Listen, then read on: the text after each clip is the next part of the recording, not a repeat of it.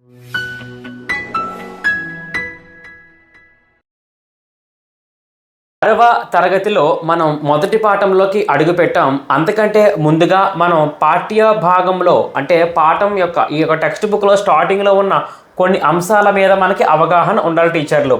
ఇందులో భాగంగా సంసిద్ధత పాఠాలు అనేవి జూన్ జూలై మాసాల్లో చెప్పాలి అంటూ ప్రధానంగా ఇక్కడ డిస్కస్ చేయడం జరిగిందమ్మా. ఇక అంతేకాకుండా మనం చూసినట్లయితే నైతిక విలువలు, మానవ విలువలు, కళలు, సంస్కృతి, జాతీయత, సమానత్వం, పర్యావరణ పరిరక్షణ ఇలాంటి అంశాల మీద ప్రధానంగా డిస్కస్ చేయాలి అంటూ చెప్పడం జరుగుతుంది ఇక్కడ. అంతేకాకుండా ఇక్కడ గమనించండి, ఉపాధ్యాయులు ప్రణాళికాబద్ధంగా బోధించడం కోసం తయారు చేసుకునే పాఠ్య ప్రణాళికలో భాగంగా పాఠం పేరు, ఆ పాఠానికి ఎన్ని పీరియడ్లు అవసరం అంటే దాదాపుగా 10 నుంచి 12 పీరియడ్లు, ఆ పాఠాన్ని బోధించడం ద్వారా ఎలాంటి సామర్థ్యాలు సాధించాలి, మరి పీరియడ్లు ఎలా విభజించుకోవాలి అని రాసుకుంటూ పీరియడ్ల సంఖ్య, బోధన అంశం, బోధన వ్యూహం, సామాగ్రి అనే పేర్లు పెట్టుకొని తయారు చేసుకోవాల్సింది పాఠ్య ప్రణాళిక. ఇవి కూడా మనకి ఖచ్చితంగా తెలియాలి టీచర్లు. అంతేకాకుండా 3 నుంచి 4 పీరియడ్లు మనం కేటాయించుకోవాలా విషయాన్ని అర్థం అయ్యేలాగా చెప్పడానికి, అంటే ఇక్కడ ఇవ్వడం జరిగింది. అంతేకాకుండా ఇక్కడ 7 విద్యా ప్రమాణాలను 3 విద్యా ప్రమాణాలుగా కుదించడం జరిగింది. అందులో వినడం, మాట్లాడడం, చదవడం, రాయడం అనే 2 విద్యా ప్రమాణాలను కలిపి అవగాహన, ప్రతిస్పందన అని మరి డివైడ్ చేశారు మిత్రులారా. అంతేకాకుండా స్వీయ రచన అనే విద్యా ప్రమాణాన్ని, సృజనాత్మకత అనే విద్యా ప్రమాణాన్ని, ప్రశంస అనే విద్యా ప్రమాణాన్ని కలిపేసి ఇక్కడ సెకండరీ స్థాయిలో వ్యక్తీకరణ, సృజనాత్మకత అనే పేరుగా మార్చడం జరిగింది. అంతేకాకుండా పదజాలం, వ్యాకరణాంశాలను కలిపి భాషాంశాలుగా ఇక్కడ అమర్చడం జరిగింది టీచర్లు. అంతేకాకుండా 4 నిర్మాణాత్మక మూల్యాంకనాలకు 4 ప్రాజెక్టులు మాత్రమే ఈ యొక్క పాఠ్యాంశాలలో ఇవ్వడం జరిగింది అంటూ ఇక్కడ తెలియజేయడం జరిగింది సార్. అంతేకాకుండా విద్యార్థులకు సూచనలు కూడా ఇక్కడ గమనించవచ్చు. ఒకసారి ఇవి కూడా మీరు చదవాల్సిందిగా కోరుతున్నాను. అంటే ఈ పాఠ్య భాగంలో ఏమున్నాయి అనేది మీకు తెలియడం కోసం ఒకసారి చదువుకోవాల్సిందే. ఇక అంతేకాకుండా మరి మొత్తం మీద ఈ యొక్క 6th క్లాసులో మరి ఎన్నున్నాయి, 12 పాఠ్యాంశాలు మనకున్నాయి. ప్రతి పాఠ్యాంశాన్ని లోతుగా విశ్లేషణాత్మకంగా మనం డిస్కషన్ చేసుకుందాం టీచర్లు. ఇక అంతేకాకుండా ఇది మాత్రం మీరు ప్రతి ఒక్క టెక్స్ట్ బుక్లో స్టార్టింగ్లో ఉన్న దీన్ని చాలా ఫోకస్ చేయాల్సింది కోరుతున్నాం. అందులో అవగాహన, ప్రతిస్పందనలో వినడం, మాట్లాడడం వస్తుంది, చదవడం, రాయడం కూడా వస్తుంది. అంటే పిల్లవాడు వింటాడు, విన్నదాన్ని అర్థం చేసుకొని మాట్లాడతాడు, అంటే వ్యక్తీకరించడం, ప్రతిస్పందించడం. అంతేకాకుండా చూడండి, మాట్లాడగలగడం ఉన్నాయి క్లారిటీగా. అలాగే అవగాహనతో చదవడం, చదివింది అర్థం చేసుకోవడం, అభిప్రాయాలు చెప్పడం క్లారిటీగా అర్థమైంది. అలాగే వ్యక్తీకరణ, సృజనాత్మకతలో భాగంగా ఏమొస్తాయి, ఆలోచించి సొంత మాటల్లో రాయడము, కొత్తగా, విభిన్నంగా, వినూత్నంగా రాయడము, తయారు చేయడము, మరియు గౌరవించడము, ప్రశంసించడము, అభినందించడము, జాలి, దయ చూపడం, ఇవన్నీ కూడా వస్తాయి సార్. ఇందులో భాగంగా చూడండి మేడం గారు, లిఖిత రూపంలో రాయగలగడము, మరి సారాంశం రాయడము, అంతేకాకుండా భావం రాయడం, దోషరహితంగా రాయడం, నినాదాలు రాయడము, బొమ్మలు గీయడము, వర్ణించడం, ఇదంతా ఎలాగా క్రియేటివిటీ అవుతుంది. అలాగే ప్రక్రియలు మార్చడం, సంభాషణ నాటకీకరణ చేయడం, ఇది కూడా క్రియేటివిటీ అవుతుంది. ప్రకటన, ఆహ్వాన పత్రిక, ఆత్మకథ, డైరీ మరి రాయడము, ఇది కూడా క్రియేటివిటీ అవుతుంది. ప్రశంసించడం, గౌరవించడం, ప్రశంసించడం, ఇదేమవుతుంది, ప్రశంసలో భాగంగా వస్తాయి. సో పదజాలము, వ్యాకరణాంశాలు కలిపి భాషాంశాలు ఇవ్వడం జరిగింది సార్. ఇందులో అర్థాలు, పర్యాయ పదాలు, ప్రకృతి వికృతులు, జాతీయాలు, సామెతలు, ఓకేనా. అంతేకాకుండా వ్యాకరణాంశాలు, అందులో మరి అక్షరమాల, విభాగాలు, భాషా భాగాలు, విభక్తులు, సందులు, సమాసాలు, వాక్య భేదాలు, అలాగే వ్యాకరణ నియమాలు, వ్యాకరణ దోషాలు మరి లేకుండా రాయడం, ఇదంతా భాషాంశాల్లో భాగంగా వచ్చింది సార్. ఇందులో మనకి మొదటి పాఠం అమ్మఒడి. అమ్మఒడి దానికి ఏమవుతుంది, విగ్రహవాక్యం అమ్మ యొక్క వడి. అమ్మ యొక్క వడి ఏమవుతుంది, షష్ఠి తత్పురుష సమాసంగా మనం చెప్పుకోవచ్చు. అమ్మ ప్రేమ, అమ్మ గొప్పతనము తెలియజేయడమే ఈ పాఠం యొక్క ఉద్దేశం. అమ్మఒడి పాఠ్యభాగ ఉద్దేశాన్ని గుర్తించండి అని ఇవ్వచ్చు, లేదా ఉద్దేశం ఇచ్చి ఈ ఉద్దేశం ఏ పాఠ్యభాగానికి చెందింది అని కూడా ఇవ్వచ్చు. సో అమ్మ ప్రేమ, అమ్మ గొప్పతనాన్ని తెలియజేయడమే. సో అమ్మఒడి పాఠ్యభాగ రచయిత బాడిగ వెంకట నరసింహారావు, ఇతన్నే బివి నరసింహారావు అని కూడా చెప్తారు. కృష్ణా జిల్లాలో కౌతరం అనే గ్రామంలో జన్మించారయ్యా.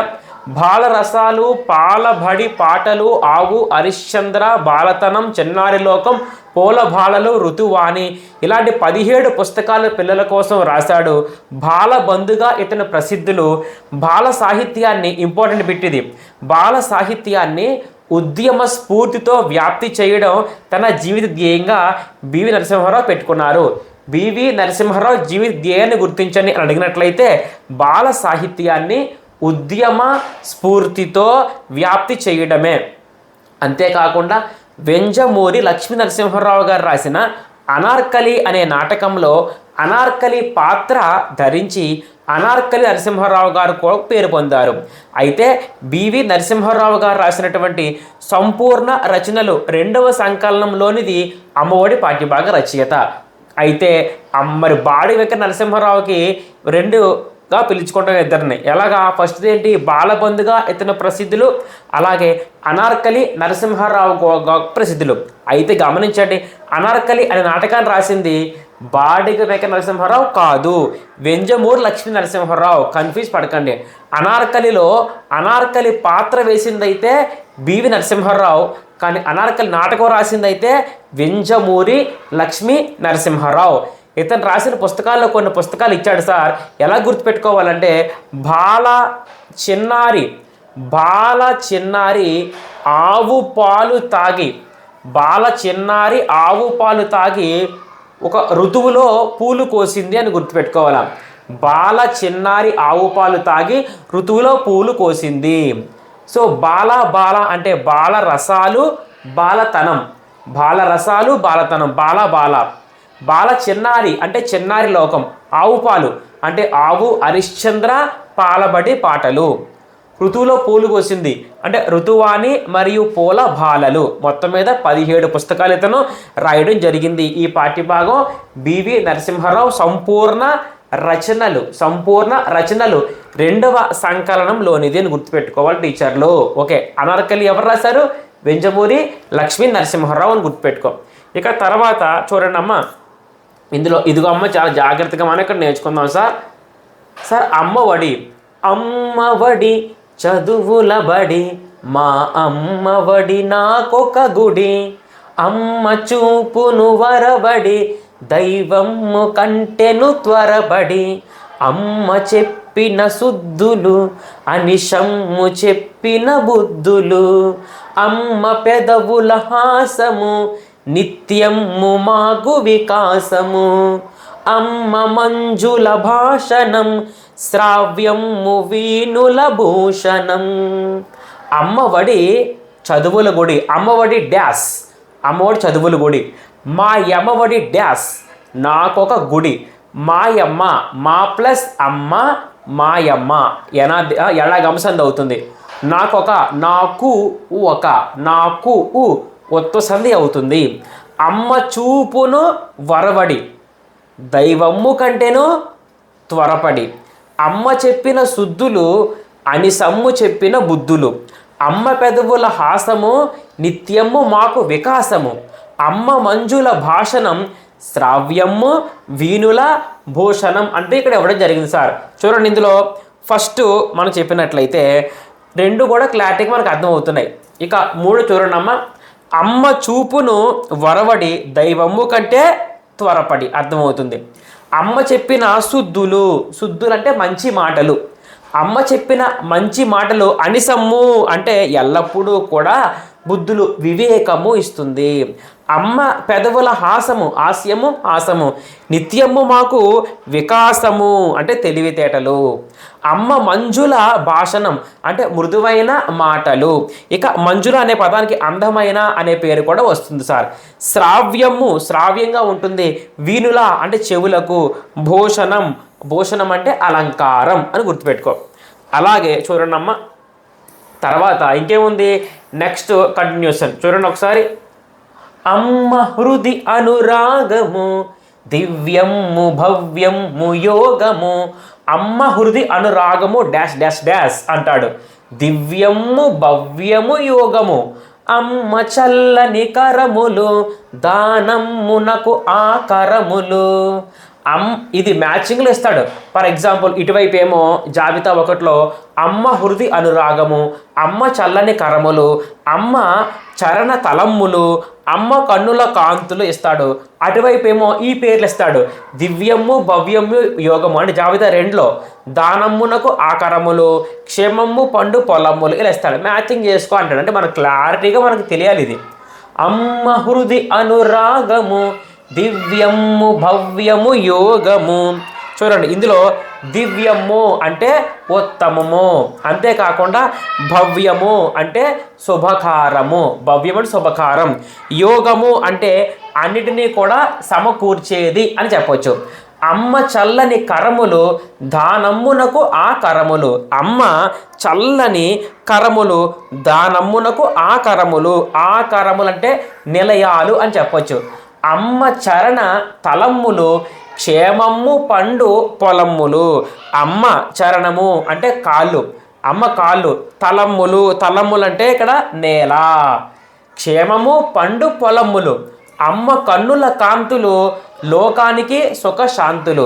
అమ్మయే నా సర్వము దైవము ధైర్యము బలము గర్వం. గుర్తుపెట్టుకోవాలా, అమ్మయే నా సర్వము మరియు డాష్ డాష్ డాష్ అంటాడు. ధైర్యము బలము గర్వము. చూసారా ఇలా మనకు వస్తాయి కాబట్టి వరుస గుర్తుపెట్టుకో.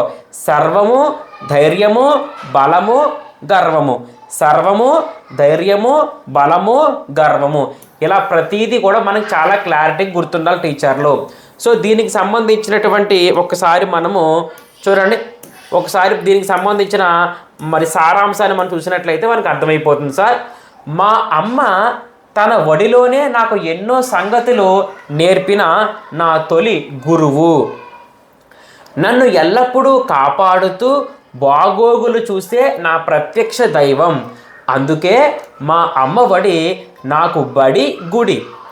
దేవుని కంటే ముందే త్వరపడుతూ నా భవితకు ఒరవడి చూపిస్తుంది. అమ్మ చెప్పే మంచి మాటలు ఎల్లప్పుడూ ప్రకాశించే తెలివితేటలు. అమ్మ చెప్పే మంచి మాటలట ఎల్లప్పుడూ ప్రకాశించే తెలివితేటలు. అమ్మ పెదవులపై చిరునవ్వు మాకు నిరంతరం సంతోషాన్ని ఇస్తుందట. అమ్మ అందమైన మాటలు వినడం మా చెవులకే అలంకారం. అమ్మ మనస్సులోని ప్రేమ ఉత్తమమైనది, శుభకరమైనది, అన్నింటినీ సమకూర్చేది. అమ్మ చల్లని చేతులు దాన ధర్మాలకు నిలయాలు.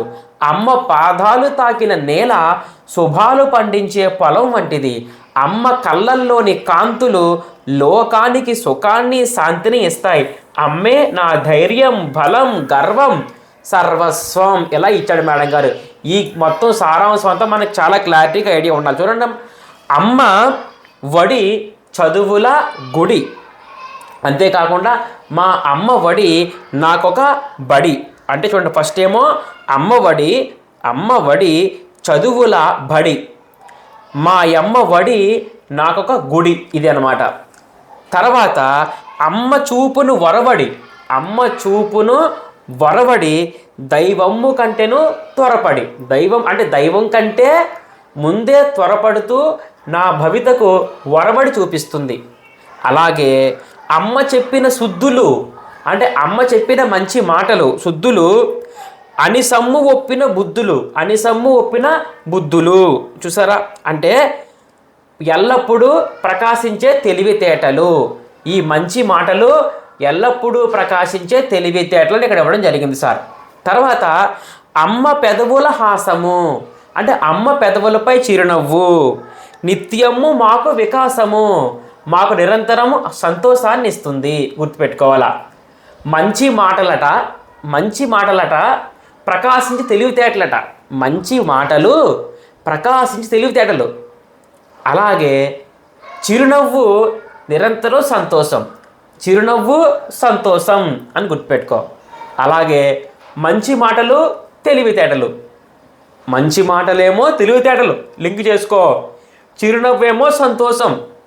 సార్ ఎందుకు ఇలా చెప్తున్నావు సార్ అంటే, అమ్మ చెప్పే మంచి మాటలు అని ఇస్తాడంతే. 4 ఆప్షన్లో ఎల్లప్పుడూ ప్రకాశించే తెలివితేటలు, మాకు నిరంతరం సంతోషాన్ని ఇస్తుంది, చెవులకు అలంకారము, ఉత్తమమైనది, శుభకరమైనది, ఇలా ఇస్తాడు. కాబట్టి అంత క్లారిటీగా మనం చూస్తున్నాం. ఎలా చేస్తున్నాం మేడం గారు? చూడండి, మంచి మాటలు తెలివితేటలట, అలాగే చిరునవ్వు సంతోషం.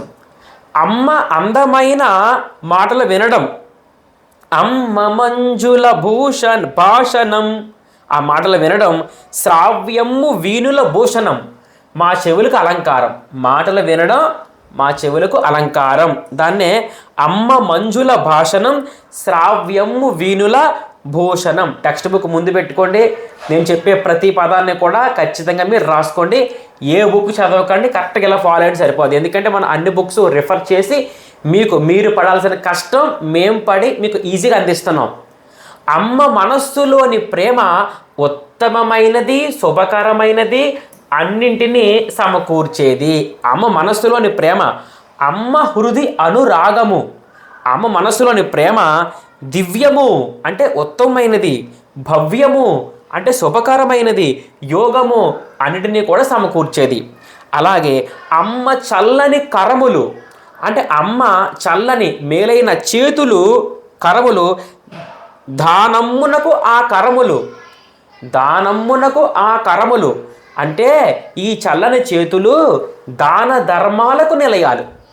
చేతులు దాన ధర్మాలకు నిలయాలు. అమ్మ పాదాలు, తర్వాత అమ్మ చరణ తలమ్ములు, క్షేమమ్ము పండు పొలమ్ములు. అమ్మ పాదాలు తాకిన నేల అంటే ఇక్కడ చరణం అంటే పాదము, తలం అంటే నేల. అంటే అమ్మ పాదాలు తాకిన నేల శుభాలు పండించే పొలం వంటిది, శుభాలు పండించే పొలం వంటిది. అలాగే అమ్మ కన్నుల కాంతులు లోకమ్మునకు సుఖశాంతులు.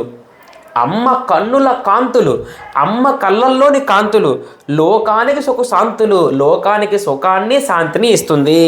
అమ్మయే నా సర్వము, ధైర్యము, బలము, గర్వము. ధైర్యము, బలము, గర్వము, ఇది సర్వస్వము. ఈ వరుస కూడా గుర్తుపెట్టుకోవాలా, ఓకేనా? సో ఇది మేడం, ఇంత క్లారిటీగా మనం తెలుసుకుంటే బిట్ మిస్ అవ్వదు అని మీకు తెలియజేస్తున్నాం. తర్వాత అవగాహన ప్రతిస్పందనలో ఇక్కడ ఇవ్వడం జరిగింది. చూడండి సార్, ఇందులో మనం ఏం చెప్పుకున్నాం? మంచి మాటలు, చిరునవ్వు చెప్పుకున్నాం కదా సార్. ఈ రెండు నువ్వు కన్ఫ్యూజ్ పడకూడదు. చూడండి ఒకసారి, మంచి మాటలు, చిరునవ్వు, అందుకే ఇంత క్లారిటీగా చెప్పాను. చూడండి ఇక్కడ ఏమన్నాడు? మంచి మాటలు తెలివితేటలు, చిరునవ్వు సంతోషం. మంచి మాటలు తెలివితేటలు, చిరునవ్వు సంతోషం. ఇదిగో మంచి మాటలు తెలివితేటలు, ఇదిగో ఎల్లప్పుడూ ప్రకాశం తెలివితేటలు.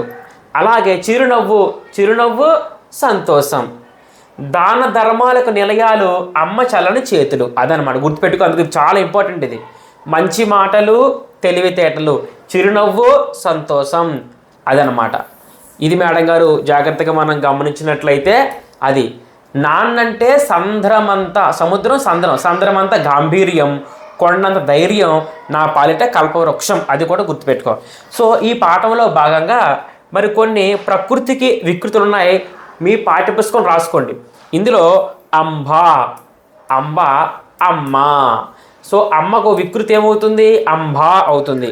అలాగే క్షేమం, చూడండమ్మ, క్షేమానికి ఏమవుతుంది వికృతి?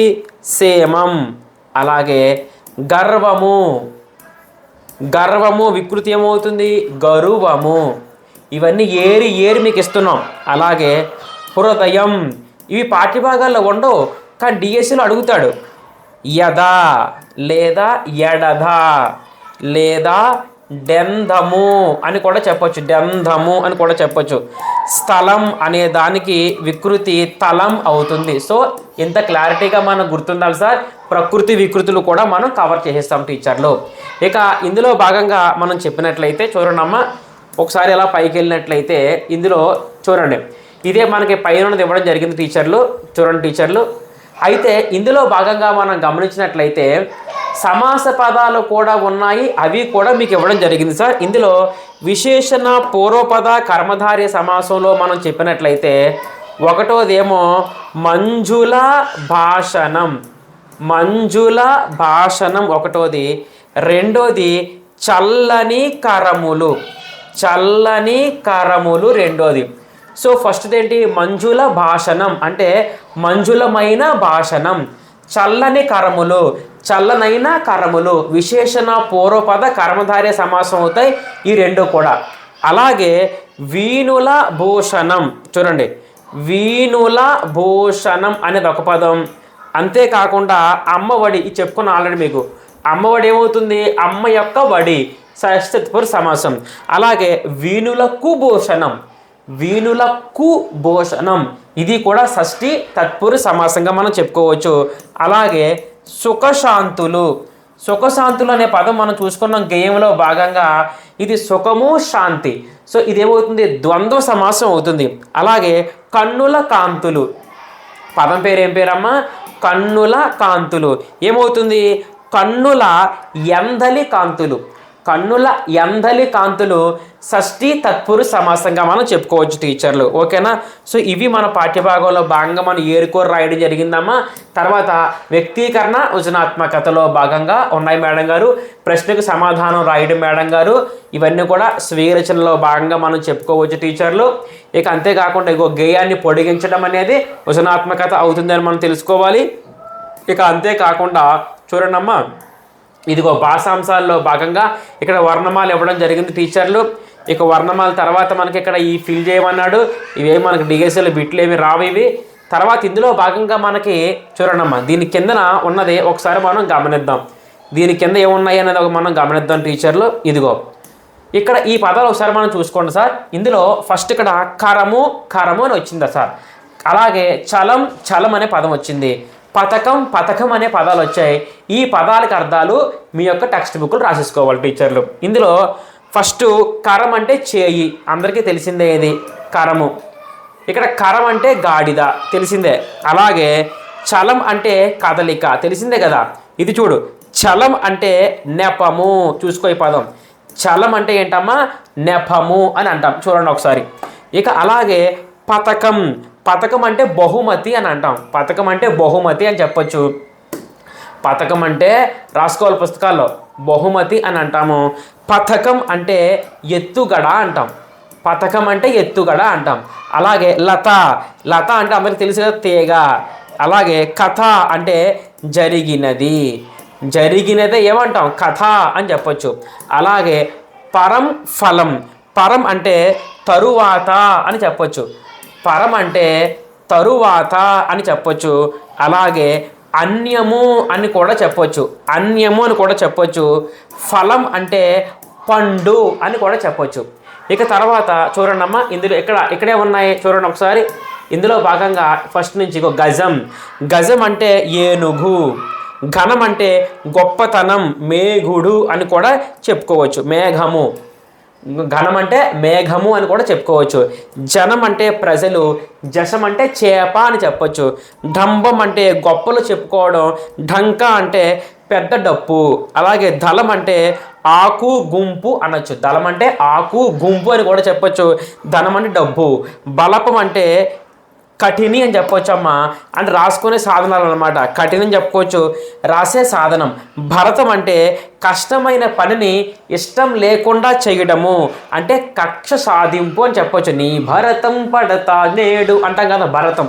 సో అలా ఈ పదాలు కూడా మనం ఇక్కడ డిస్కస్ చేసుకోవచ్చు టీచర్లు.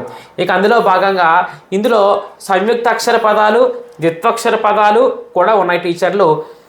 సంయుక్తాక్షరం, ద్విత్వం అంటే రెండు, అంటే ఒక హల్లు కింద అదే హల్లు ఒత్తు రావడం. సంయుక్తాక్షరం ఒక హల్లు కింద వేరే హల్లు ఒత్తు రావడము, ఒక హల్లు కింద రెండు వేరు వేరు హల్లు ఒత్తులు రావడమే సంశ్లేష అక్షరము అని చెప్పవచ్చు, సంశ్లేష అక్షరం అని కూడా చెప్పొచ్చు.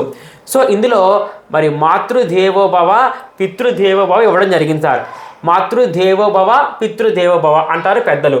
మొట్టమొదట తల్లిదండ్రులు, తల్లియును తండ్రియును ద్వంద్వ సమాసంగా మనం చెప్పుకోవచ్చు టీచర్లు. గసడదవ సంధి అవుతుంది. గసడదవ దేశ సంధి చెప్పుకుని ఇవన్నీ గతంలో భాగంగా. చిన్న కథ, చిన్న నైన కథ, విశేషణ పూర్వపద.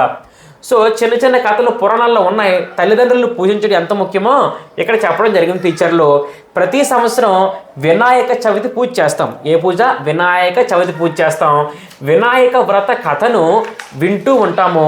భూమండలాన్ని ముందుగా చుట్టి వచ్చిన వాళ్లకు ఘనాధిపత్యం, ఘన ప్లస్ ఆధిపత్యం, ఘనాధిపత్యం సవర్ణ డేరసంద్ అవుతుందమ్మా. పరమశివుడు ప్రకటిస్తాడు, కుమారస్వామి నెమలి వాహనం మీద భూమండల ప్రదక్షిణానికి బయలుదేరుతాడు. వినాయకుడు పెద్ద బొజ్జగలవాడు కనుక అంత వేగం కదలలేడు. ఈ పరీక్షలు ఎలా నెగ్గాలా అని ఆలోచిస్తూ ఉంటే అంతలో అక్కడ నారదుడు వచ్చి తల్లిదండ్రులకు ప్రదక్షిణం చేస్తే భూమండల యాత్ర చేసినట్లని చెబుతాడు. ఈ విషయాన్ని గ్రహించి చూడండమ్మా, వినాయకుడికి మరి భూమండల ప్రదక్షిణ చేస్తే, తల్లిదండ్రులను సేవిస్తే భూమండల యాత్ర చేసినట్లే అని ఎవరు చెప్పారు? నారదుడు అని గుర్తుపెట్టుకోవాలి. ఇక్కడ వినాయకుడు తల్లిదండ్రులైన పార్వతీ పరమేశ్వరులకు ప్రదక్షిణలను చేసి నమస్కరించాడు. మాతాపితరులకు ప్రదక్షిణలను చేయడము అంటే భూమండలాన్ని చుట్టి రావడమే. తనకంటే వినాయకుడే ముందు భూ ప్రదక్షిణ పూర్తి చేసినట్లు గుర్తించి కుమారస్వామి తన ఓటమిని అంగీకరిస్తాడు. వినాయకుడికి ఘన ఆధిపత్యం దక్కుతుంది. చూసారా పిల్లలు, వినాయకుడి కథ వల్ల మనకేం తెలిసింది? తల్లిదండ్రులను మించిన దైవాలు లేరు. ఈ కథను వినాయక చవితి పండుగ సందర్భంగా మనం ప్రతి సంవత్సరం చెప్పుకుంటున్నామంటే తల్లిదండ్రులను సేవించడం వల్ల కలిగే పుణ్యాన్ని అక్కడేంటి స్మరించుకుంటున్నామని గ్రహించండి. సోదరుల మధ్య కూడా ఎలాంటి విరోధ భావాలు ఉండకూడదు అనే విషయం వినాయక కుమారస్వాముల సోదరత్వం ద్వారా గ్రహించాలి. మాతృదేవోభవ పితృదేవోభవ అనే ఈ యొక్క స్టోరీకి సంబంధించి మనకేం తెలియాలి? తల్లిదండ్రులను సేవించాలి, అంతేకాకుండా సోదరుల మధ్య సోదరత్వం ఉండాలి. ఇవే ప్రధానమైన అంశాలు. అయితే వినాయకుడి వాహనం ఎలుక అంటారు. దాన్నే అనింజుడు అంటారు. అనింజుడు ఎలుక వాహనం కదా, అసలు పేరు ఏం పేరు? అనింజుడు అంటారు. సో ఇది పాఠ్యభాగం. ఇందుకే ఈ పాఠంలో భాగంగా మనం ఏమి నేర్చుకున్నామనేది ఒకసారి మనం గమనించినట్లయితే 6వ తరగతిలో పాఠ్యభాగం పేరు అమ్మఒడి, అమ్మ యొక్క వడి అని చెప్పవచ్చు సార్. ఇందులో భాగంగా ప్రక్రియ గేయ ప్రక్రియ అని చెప్తాము. దీనికే పాఠ అని చెప్పవచ్చు పర్యాయపదంగా. మరి మాత్రా ఛందస్సుతో లయబద్ధంగా పాడుకోవడానికి వీలుగా ఉండేదే గేయం అని చెప్తాము. ఇతివృత్తం మాతృప్రేమ. కవి బాడిగా వెంకట నరసింహారావు, బివి నరసింహారావు అని కూడా ముద్దుగా పిలుస్తారు మేడం గారు. అయితే వెంజమూరి నరసింహారావు గారు రాసినటువంటి ఆ యొక్క అనార్కలి అనేటువంటి నాటకంలో అనార్కలి పాత్ర వేయడం వల్ల అనార్కలి నరసింహారావుగా కూడా ఇతను పేరు పొందారు. బాలబంధు అని కూడా పేరు పొందారు. మరి ప్రధానంగా చెప్పినట్లయితే పుస్తకాలు రాయడం జరిగింది. ఆ పుస్తకాల్లో ప్రధానమైనది బాలరసాలు, బాలతనం, చిన్నారి లోకం, హావు హరిశ్చంద్ర, పాలబడి పాటలు, ఋతువాణి, పూల బాళ్ళు అని చెప్పుకోవచ్చు టీచర్లు. ఇందులో భాగంగా మనం చెప్పినట్లయితే ఎలా గుర్తుపెట్టుకోవాలి? బాల చిన్నారి ఆవు పాలు తాగి ఋతువులో పూలు కోసిందని గుర్తుపెట్టుకోవాలి. దాదాపుగా ఇలాంటి 17 పుస్తకాలు రాయడం జరిగింది మేడం గారు. అయితే ఇతను కృష్ణా జిల్లాలో కౌతరం అనే గ్రామంలో జన్మించాడు సార్. అంతేకాకుండా మరి బివి నరసింహారావు రాసినటువంటి సంపూర్ణ రచనలు 2వ సంకలనం, సంపూర్ణ రచనలు 2వ సంకలనం నుండి అమ్మఒడి అనే పాఠ్యభాగాన్ని స్వీకరించడం జరిగింది అని కూడా మీరు ఇక్కడ గుర్తుపెట్టుకోవాలి టీచర్లు. సో బాల చిన్నారి ఆవు పాలు తాగి ఋతువులో పూలు కోసింది అంటే బాలరసాలు, బాలతనము, చిన్నారి లోకము, హావు హరిశ్చంద్ర పూలు కోసింది. పాలబడి పాటలు, పాలు తాగింది కదా, సో పాలబడి పాటలు ఋతువులో పూలు కోసింది అంటే ఋతువాణి, పూల బాళ్ళు అని చెప్పుకోవచ్చు టీచర్లు. ఓకేనా? అంతేకాకుండా మాతృదేవోభవ, పితృదేవోభవ అనే దాంట్లో వినాయకుడికి భూమండల ప్రదక్షిణము పేరెంట్స్ను ప్రదక్షిస్తే చేసినట్లే అని ఎవరు చెప్పారు వినాయకుడికి అని అడిగినట్లయితే నారదుడు. అందుకనే గణాధిపతి అయ్యాడు మేడం గారు, గణాధిపత్యం సాధించడం జరిగింది అని కూడా గుర్తుపెట్టుకోవాలి వినాయకుడికి. అనింద్యుడు వినాయకుడికి అంటే ఎలుక వాహనంగా మనం చెప్పవచ్చు. నెమలి వాహనం అయితే కుమారస్వామి. మాతృదేవోభవ పితృదేవోభవ అనే స్టోరీ ఆధారంగా తల్లిదండ్రులను సేవించడం మనకు తెలియాలి టీచర్లు. అంతేకాకుండా సోదరుల మధ్య సోదరత్వం ఉండాలి. ఇవి ప్రధానంగా ఈ పాఠ్యభాగంలో భాగంగా మనం నేర్చుకున్నాం.